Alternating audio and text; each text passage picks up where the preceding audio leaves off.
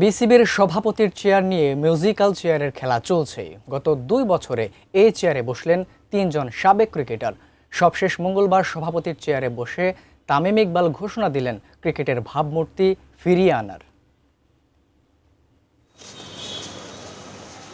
21 August 2024 Nazmul Hasan পাপনের জায়গায় আকস্মিকভাবে বিসিবির সভাপতি হন সাবেক ক্রিকেটার ফারুক আহমেদ।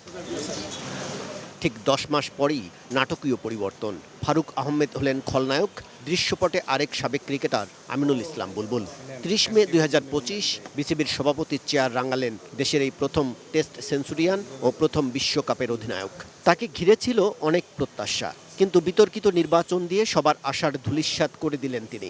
দেশের ক্রিকেটে এই নাটকের চিত্রনাট্যকার লেখক ছিলেন সাবেক যুব ও ক্রীড়া উপদেষ্টা আসিফ মাহমুদ সজীব ভুঁইয়া।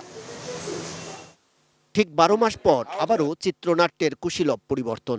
জাতীয় ক্রীড়া পরিষদের হস্তক্ষেপে বিসিবির দায়িত্ব পেলেন তামিম ইকবাল। দায়িত্ব পেয়েই ক্রিকেটের ভাবমূর্তি পুনরুদ্ধারে নেমে পড়লেন সাবেক এই অধিনায়ক।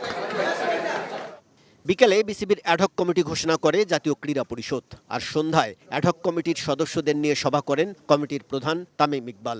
নেওয়া হয় বেশ কিছু সিদ্ধান্ত। মুখপাত্রের দায়িত্ব পান তানজিল চৌধুরী। গত 1.5 বছরে মিরপুরের ক্রিকেট অঙ্গনে অনেক অনাকাঙ্ক্ষিত ঘটনা ঘটেছে। বড় অঘটন টি-20 বিশ্বকাপে বাংলাদেশের অংশ না নেয়া। বিশ্ব ক্রিকেটে বাংলাদেশের ক্রিকেটের মর্যাদাও ক্ষুণ্ণ হয়। তবে তামিম তার 3 মাস দায়িত্বের মধ্যে ক্রিকেটের ভাবমূর্তি ফেরানোকেই প্রধান লক্ষ্য হিসেবে বেছে নিয়েছেন। 1-1.5 বছরে যে ক্রিকেটের ড্যামেজ হয়েছে বা ক্রিকেটের রেপুটেশনের ড্যামেজ হয়েছে, এই জিনিসটা আমাদের সবাইকে মিলে এই জিনিসটা ঠিক করতে হবে। বিকজ আমাদের সমালোচনা থাকবে, আমরা ভালো কাজ করব না এটা নিয়ে ক্রিটিসিজম থাকবে, সবই থাকবে, বাট আমরা এখানে কেউই চাই না যে ক্রিকেটটা যে জায়গায় এখন নেমেছে এই জায়গায় থাক। We will change for betterment. Just কথা বলা না, আমরা চেষ্টা করব। আমাদের ভুল হবে, আমাদের টিমে যারা আছেন তাদেরও ভুল হবে। ওই ভুল থেকে আমরা শিখব, আবার আমরা চেষ্টা করব। এটাই হলো আমাদের মেইন লক্ষ্য। চেয়ার একই, শুধু সময়ের সাথে সাথে বদলে যাচ্ছে চেয়ারে বসার মানুষটি। এবার এই অবস্থান কতদিন টেকে সেটি হয়তো সময়ই বলে দেবে। মৃণাল কান্তি কাজল, এটিএন নিউজ, ঢাকা।